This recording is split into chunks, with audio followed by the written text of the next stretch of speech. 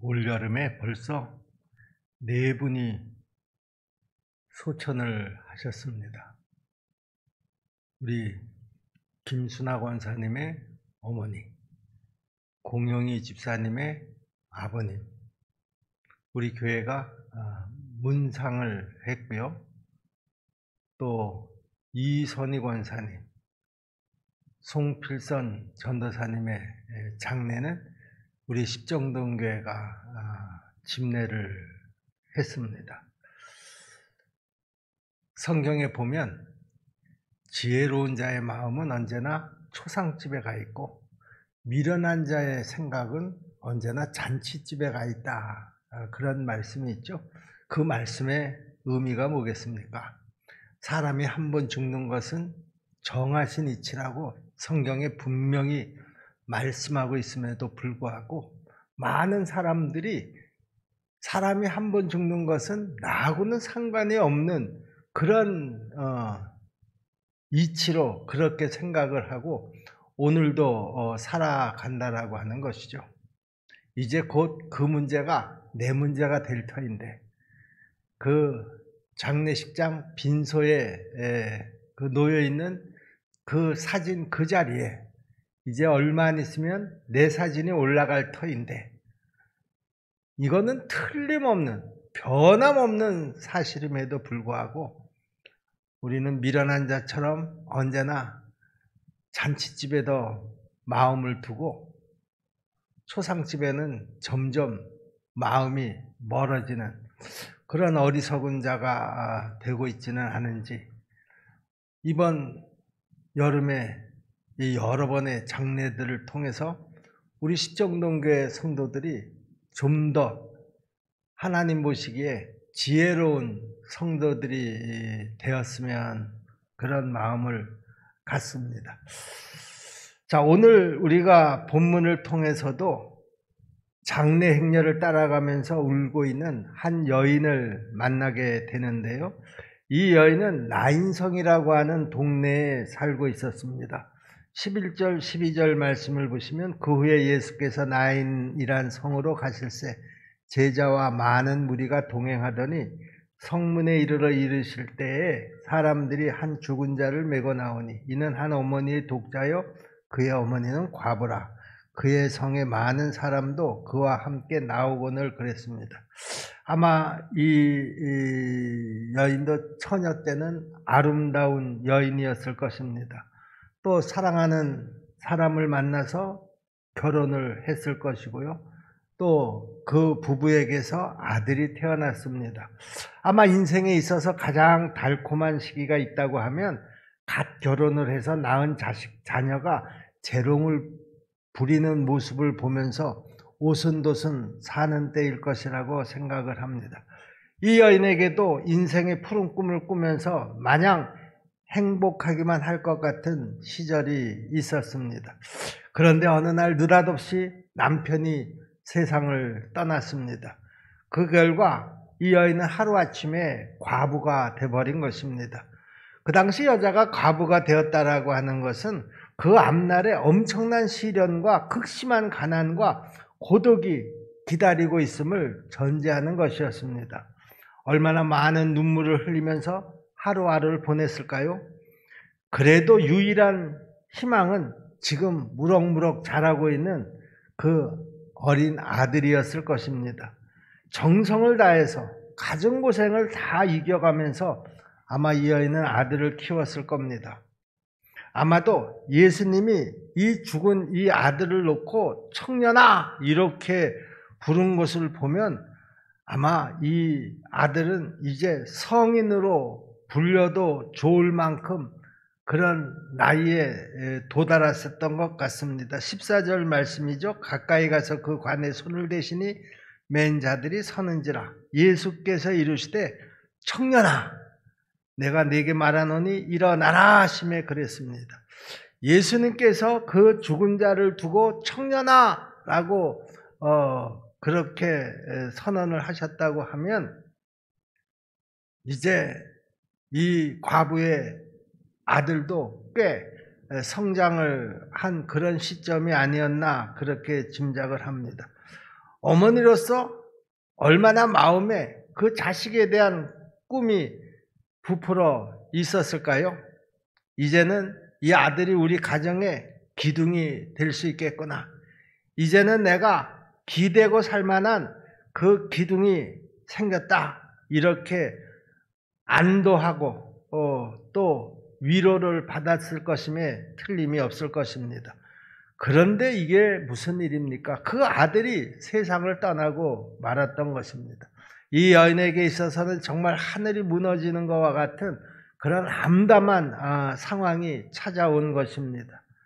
아마 이 과부는 눈물을 흘리고 싶어도 더 흘릴 눈물도 없을 만큼 아마 울었으리라 그렇게 짐작을 합니다.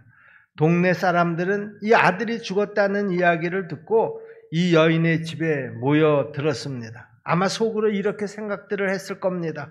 아니 도대체 이 여자는 무슨 죄가 많아서 이렇게 팔자가 사나울까? 남편을 먼저 보내더니 이제는 하나밖에 없는 아들까지 보냈네. 그렇게 다 애처롭게 측은하게 생각하면서 장례 준비를 거들었을 것입니다. 유대인의 장례는 보통 당일에 치릅니다. 그리고 장례 행렬 앞쪽에는 여자들이 세워집니다. 왜 여자들이 그 장례 앞에 서는가 하면 여자가 먼저 하나님의 명령을 어기고 죄를 범함으로써 이 세상에 죽음이 들어왔기 때문입니다. 그리고 남자들이 이제 그 관을 메고 그 뒤를 따라갑니다. 그 뒤에는 돈을 주고 불러온 호곡꾼들이 피리를 불고 곡을 하면서 뒤를 따릅니다. 이제 장례 행렬이 동네를 지나서 성문으로 빠져나갑니다. 이럴 때 예수님께서는 많은 무리를 또 이끄시고 나인성을 향해서 들어오고 계셨습니다. 11절 말씀이죠. 그 후에 예수께서 나인이란 성으로 가실새 제자와 많은 무리가 동행하더니 그랬습니다. 여러분 한번 이 광경을 상상해 보시기를 바랍니다. 지금 하나님의 아들 예수님이 많은 군중들을 데리고 나인성을 향해서 오고 계십니다. 그런데 성문 입구에 이르렀을 때 그 반대편에서는 다가오는 죽음의 행렬과 만난 것입니다. 사탄이 마치 자신의 전리품인 것처럼 한 젊은이의 관을 담고는 울고 통곡하는 사람들을 이끌고 죽음의 사신처럼 지금 의기양양하게 그 성을 나오고 있는 것입니다. 그런데 그 자리에 또 생명의 주가 되시는 하나님의 아들이 사람들과 함께 다가오고 있는 것입니다. 바로 생명과 죽음의 만남이요, 생명과 죽음의 대결이라고 할 수가 있겠습니다. 이럴 때 예수님께서 어떻게 하셔야 될 것 같습니까? 예수님이 정말 생명의 주인이시라고 한다고 하면 예수님이 이 죽음을 정복하기 위해서 이 세상에 오신 구주가 틀림없다고 하면 예수님은 이 순간을 어떻게 하실 것 같은가요? 이 자리를 피할 것 같습니까? 아니면 장례 행렬이 지나가도록 길가에 서서 기다리시겠습니까? 아마 예수님께서 이 장례 행렬을 피했다거나 아니면 그 옆에서 그 장례 행렬이 지나갈 때까지 기다리고만 계셨다고 하면 우리는 조금 실망을 하지 않았을까 그렇게 생각을 합니다. 그런데 예수님은 그 장례 행렬과 정면으로 대면을 했습니다. 관 뒤에 따라오면서 슬피 울고 있는 과부에게로 예수님은 그 눈을 고정시켰습니다. 오늘 본문에서 예수님은 그 과부를 보셨다 이렇게 말씀하고 있습니다. 13절 말씀이죠. 주께서 과부를 보시고 불쌍히 여기사 울지 말라 하시고, 지금 그 장례 행렬을 따르는 많은 사람들이 있었지만 예수님은 다른 사람을 주목한 것이 아니라 오직 그 과부를 주목하셨다 이렇게 성경은 기록하고 있는 것입니다. 예수님이 세상에 계실 때요, 예수님이 항상 먼저 보는 사람은 이 세상에서 슬픔을 당한 자들이었습니다. 이 세상에서 고통을 당하는 자들이었습니다. 버림받은 자들이었었고요, 실패한 자들이었었고요, 병든 자들이었습니다. 그래서 사복음서에 보면 예수님께서 보셨다 그런 말씀이 한 40번 정도가 나옵니다. 이렇게 주님의 눈이 가는 곳은 언제나 인생의 무거운 짐을 지고 고통하는 사람들이었고요. 그들에게 예수님은 아주 민감한 반응을 보이셨습니다. 지금 저 과부가 얼마나 슬퍼할까? 과부의 마음이 얼마나 지금 찢어질까? 얼마나 두려워하고 있을까? 얼마나 자기 팔자를 놓고 탄식하고 있을까? 주님은 누가 설명하지 않아도, 그 설명을 듣지 않아도 이미 벌써 다 알고 계셨고요. 그 과부의 고통과 아픔에 자기 마음을 함께 담아 주시는 것입니다. 이것이 불쌍히 여기는 마음입니다. 그리고 그 과부를 보고 예수님이 뭐라고 말씀하셨습니까? 울지 말라. 조용하게 말씀하셨습니다. 그런데 이 예수님의 이 울지 말라고 한 이 한마디의 말은 그냥 빈말이 아니었었다라고 하는 것이죠. 우리는 흔히 슬픔을 당한 사람들을 볼 때 위로한답시고 울지 마, 울지 마 이렇게 말하지만 대부분이 다 빈말일 때가 많습니다. 그러나 예수님께서는 빈말로 울지 말라 그렇게 말씀하신 것이 아니었습니다. 예수님은 분명히 그의 눈에 눈물을 씻겨주시겠다고 약속하시는 것입니다. 마치 하나님께서 예레미야 선지자를 통해서 대언하시던 그 말씀을 지금 주님이 이 여인에게 하시는 것과 꼭 같습니다. 예레미야 31장 16절로 17절 말씀을 보시면은요, 여호와께서 이와 같이 말씀하시니라. 내 울음소리와 내 눈물을 멈추어라. 내 일의 싹을 받을 것인즉 그들이 그의 대적의 땅에서 돌아오리라. 여호와의 말씀이니라. 너의 장래에 소망이 있을 것이라. 너의 자녀가 자기들의 지경으로 돌아오리라. 여호와의 말씀이니라. 그리고는 예수님께서 그 관에 손을 대시자 걸어가던 사람들이 다 걸음을 멈췄습니다. 이어서 예수님께서 명령하십니다. 14절 말씀이죠. 가까이 가서 그 관에 손을 대시니 맨 자들이 서는지라. 예수께서 이르시되 청년아 내가 네게 말하노니 일어나라 하시매 그러자 그 청년이 관에서 벌떡 일어나 앉았습니다. 예수님은 그 청년을 과부에게로 인도했습니다. 그 결과 그녀의 눈물이 기쁨이 되게 하셨고요. 슬픔이 춤이 되게 하셨습니다. 울지 말라 이렇게 하신 말씀이 그냥 빈말이 아니었었던 것입니다. 예수님은 말로만이 아니라 실제적으로 그 과부를 위로하셨던 것입니다. 우리가 지금 함께 보고 있는 이 본문의 이야기는 참 아름다운 이야기입니다. 그렇다고 하면 이 본문에 담긴 사건과 주님의 말씀이 오늘을 사는 우리에게는 지금 어떤 교훈을 주는 것일까? 우리 중에는 지금 이 여인처럼 남편을 먼저 보내고 하나밖에 없는 아들까지 잃어버린 그런 슬픔을 안고 살아가는 사람은 저는 별로 없으리라고 생각을 합니다. 서로 그런 사람이 있다 할지라도 당장에 예수님께서 오셔서 그 아들을 무덤에서 일으켜 주시는 일은 없을 것입니다. 그렇다고 하면 이 본문 말씀이 우리에게 주는 그 메시지가 뭘까?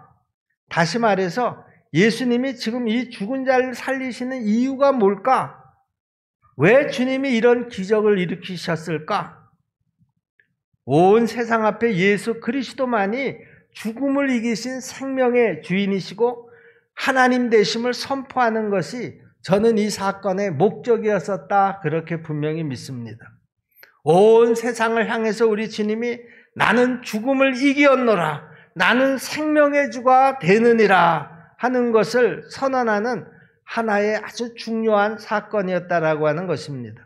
그러므로 청년아 내가 네게 명하노니 일어나라 할 때 죽었던 자가 벌떡 일어났던 것이죠. 죽음의 사자 사탄은 조금 전까지만 해도 아마 의기가 양양했을 것입니다. 그 청년의 시체를 끌고 나올 때에는 자기만이 이 세상에서 가장 힘 있는 군주라고 생각했을지 모르겠습니다. 그런데 예수님을 만났습니다. 그 예수님께서 청년아 일어나라 할 때 그 사탄은 아무런 손도 쓸 수가 없었습니다. 그 청년을 붙들 수도 없었고요. 그 청년을 그대로 죽음에 묶어둘 수도 없었습니다. 예수님께서 명령하자 그 청년은 죽음을 이기고 관에서 일어난 줄로 믿습니다. 사단은 어쩔 수 없이 항복하고 말았습니다. 로마서 14장 9절 말씀에 보시면 예수님은 죽은 자와 산 자의 주가 되신다 이렇게 분명히 선언하셨죠. 이를 위하여 그리스도께서 죽었다가 다시 살아나셨으니 곧 죽은 자와 산 자의 주가 되려 하심이라. 계시록 1장 18절에도 보면 예수님은 세세토록 살아있어서 사망과 음부의 열쇠를 가지신 분이시다 이렇게 말씀하고 있습니다. 곧 살아있는 자라 내가 전에 죽었었노라 볼지어다 이제 세세토록 살아있어 사망과 음부의 열쇠를 가졌노니 그랬습니다. 요한복음 11장 25절 26절 말씀에 보면 예수님께서 직접 이렇게 선언하셨습니다. 나는 부활이요 생명이니 무릇 살아서 나를 믿는 자는 영원히 죽지 아니하리니 그랬습니다. 그러므로 예수를 믿는 자에게 사실 죽음이라는 것은 없습니다. 아니 목사님 무슨 말입니까? 어떻게 예수 믿는 사람에게 죽음이라는 것이 없습니까? 예수 믿는 사람에게는 죽음이라는 것이 없습니다. 육신의 죽음은 영원히 사는 생명으로 옮기는 하나의 과정에 지나지 않는다라고 하는 것입니다. 우리가 이런 찬송을 잘 알고 있죠? 요단강 건너가 만나세 하는 그런 찬송 말입니다. 장례식장에 많이 불려지는 찬송인데요. 사람이 살다가 딱 죽음의 순간 그 찰나만 지나면 그 다음에 영원한 생명으로 이어지기 때문에 믿는 사람에게는 그러므로 죽음이라고 하는 것이 존재하지 않는다 그런 말입니다. 그 찬송가 가사처럼 그냥 요단강을 건너는 과정이다. 저는 그렇게 분명히 믿습니다. 그러므로 우리에게 이제 진정한 죽음은 이미 떠났습니다. 십자가에서 부활하신 예수님이 그 죽음을 정복하셨기 때문입니다. 누가복음 20장 38절 말씀해 보시면 하나님에게는 모든 사람이 살았느니라 그렇게 말씀하고 있습니다. 아브라함도 이삭도 야곱도 살았습니다. 그러므로 우리도 예수님 안에서 영원히 살 줄로 믿습니다. 죽음이라고 하는 그 시간은 우리에게 찰나에 지나지 않습니다. 혹시 우리 가운데 사랑하는 남편을 먼저 하나님 앞에 보낸 분이 있으신가요? 자녀를 먼저 하나님 앞에 보내신 분이 있습니까? 우리는 그런 일을 두고 인간이기 때문에 슬퍼할 수밖에 없겠지만은 먼저 간 그들이 결코 죽은 자가 아닌 것을 여러분들이 꼭 믿으셔야 합니다.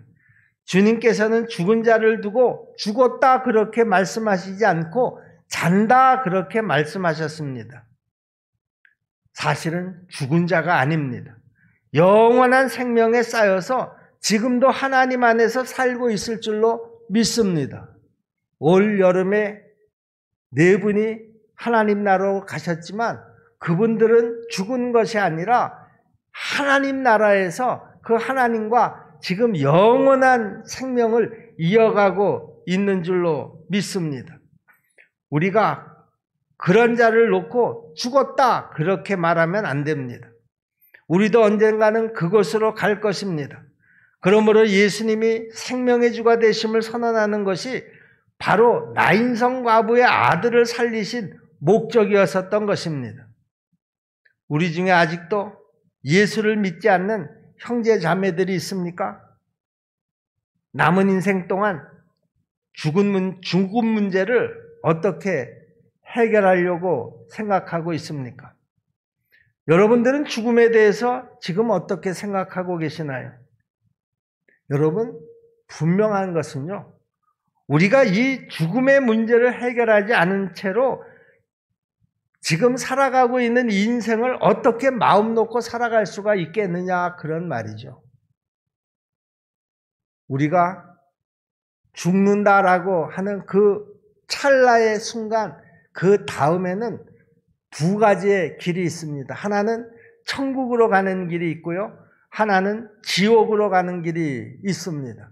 그런데 그 천국이든 지옥이든 그것은 영원히 지속이 된다라고 하는 것입니다.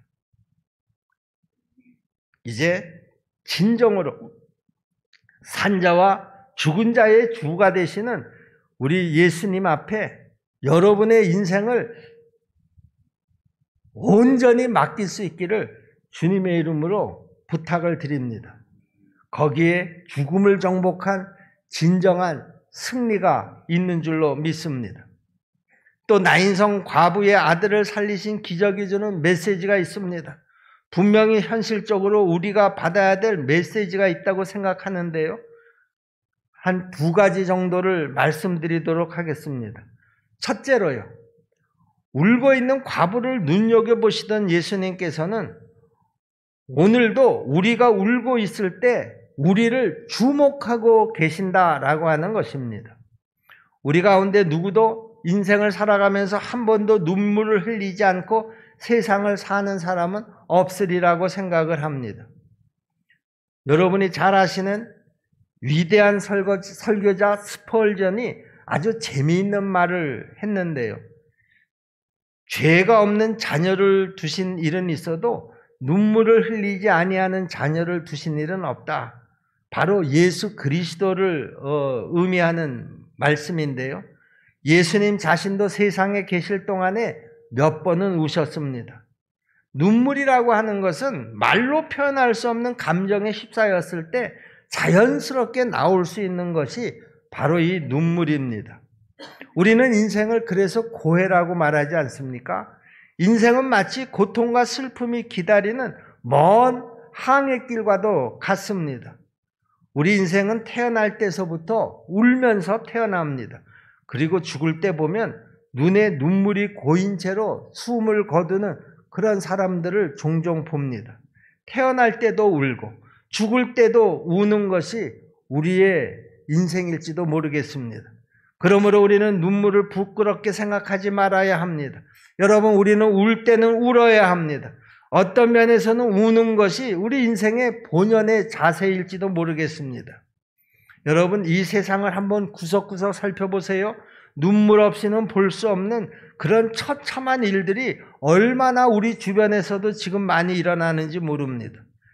나는 아무리 평안하고 어려움이 없는 형통한 인생을 산다고 할지라도요, 내 눈높이를 조금만 낮추어서 주변을 살펴보면 눈물 없이는 쳐다볼 수 없는 참혹한 일들이 비일비재하게 일어나고 있다라고 하는 것이죠. 우리 주님은 우리의 눈물을 아주 귀하게 여기시는 줄로 믿습니다.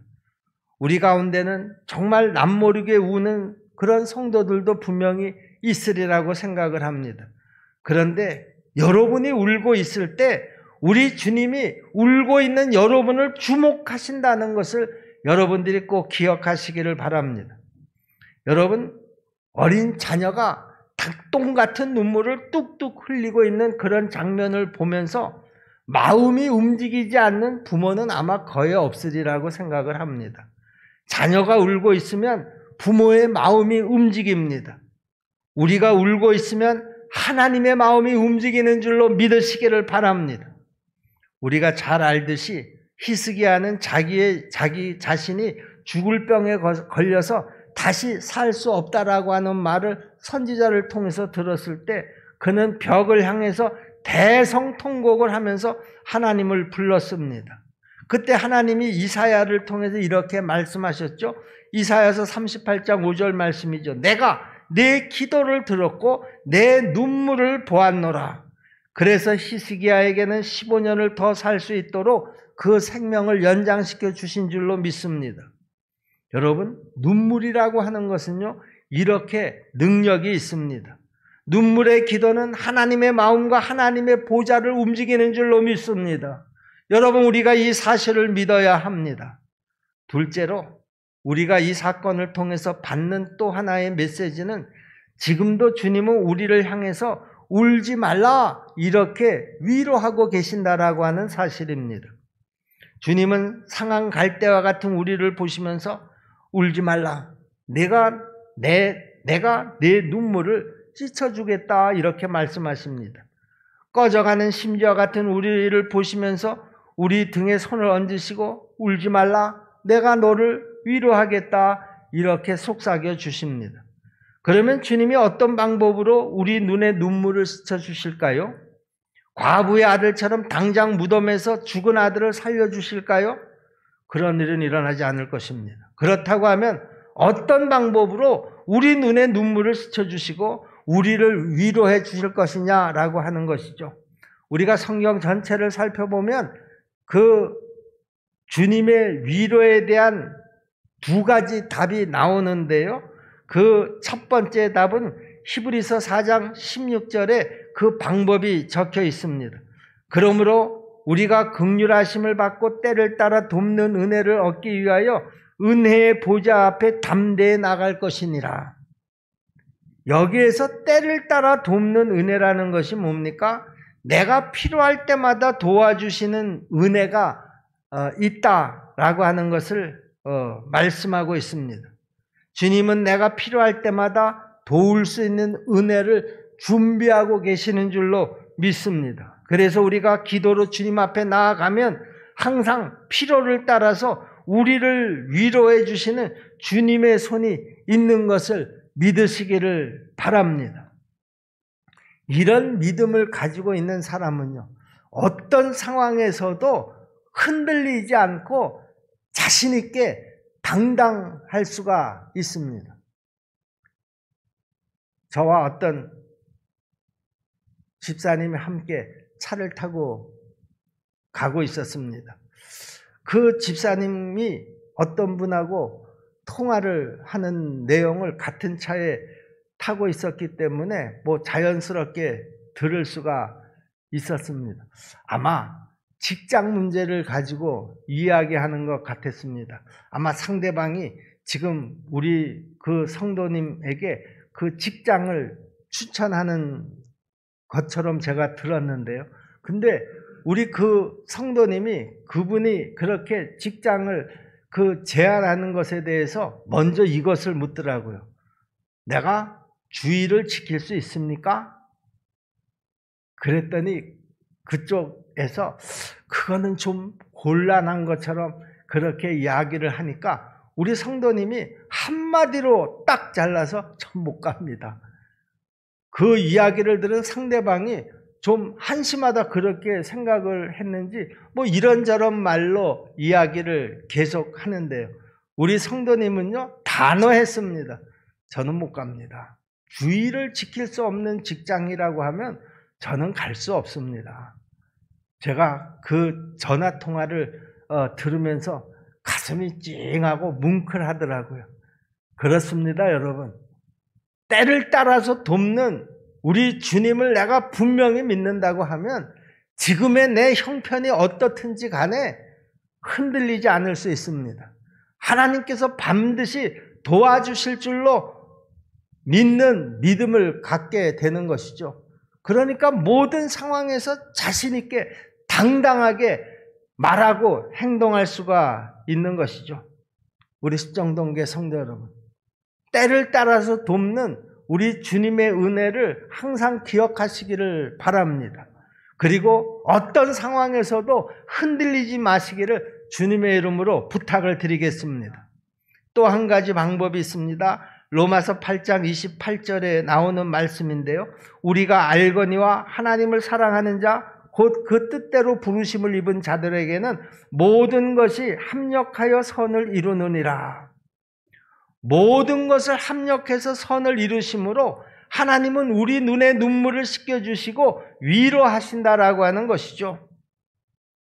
모든 것이 합력해서 선을 이루게 하시는 것은 굉장히 큰 그림입니다. 작은 그림이 아니다 그런 말이죠. 이것은 우리가 금방 알 수 있는 것도 아닙니다. 만일 내가 어떤 어려운 인생의 풍랑을 만났다고 한번 가정을 해보시겠습니다. 그러면 정신을 차릴 수가 없습니다. 1년, 2년, 3년이 지나가도 그 문제가 해결이 되지 않습니다. 아무리 기도해도 하나님께서 들어주시는 것 같지도 않습니다. 어떤 때는 하나님이 계시지 않는다는 의심에 시달릴 때도 있습니다. 그러면 이럴 때 주님께서 우리를 위로하시지 않는 것일까? 우리의 눈물을 씻겨주시지 않는 것일까? 그렇지 않습니다. 내가 지금 정신을 차릴 수 없고 그 문제의 해답을 얻을 수도 없지만 모든 것을 합력해서 선을 이루시는 큰 그림을 우리 하나님께서 갖고 계시는 것을 여러분 꼭 믿으시기를 바랍니다. 우리는 언제나 이 사실을 주목해야 합니다. 어쩌면 시간이 많이 걸릴 수도 있습니다. 우리 당대에는 어쩌면 내가 기도했던 그 기도의 제목을 보지 못하고 갈 수도 있습니다.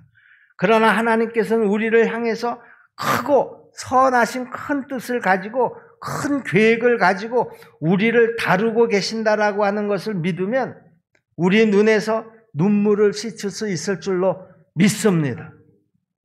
하나님은 절대로 우리 눈물이 눈물로 끝나지 않게 하신다라고 하는 것입니다. 우리 인생이 비록 초라하고 보잘것 없지만 주님을 의지하고 인생을 사는 사람은 결코 눈물이 눈물로 끝나지 않음을 여러분 꼭 믿으시기를 바랍니다. 거기에는 반드시 열매가 있습니다. 눈물로 뿌린 자는 기쁨으로 단을 거둔다라고 말씀하신 것처럼 하나님께서 주시는 위로가 반드시 있는 것을 여러분들이 꼭 믿으시기를 바랍니다. 우리 가운데 눈물의 나날을 보내고 계시는 분이 있다고 하면은요, 그 눈물을 우리 주님께서 귀중히 여기시는 것을 믿고 언제나 하나님 앞으로 나가시기를 바랍니다. 그리고 울지 말라고 하시는 주의 음성과 그 위로를 들을 수 있기를 바랍니다. 그리고 절대로 낙심하거나 낭망하거나 포기하지 마시기를 바랍니다. 여러분, 하나님 안에서는 실패가 없는 줄로 믿으시기를 바랍니다. 우리 주님이 주시는 영광스러운 내일만 있을 뿐입니다. 하나님의 이런 축복이 우리 모두에게 임하기를 항상 기도하겠습니다. 여러분들도 기도할 수 있기를 간절히 바랍니다. 기도하겠습니다. 은혜로우신 아버지 하나님, 고해와 같은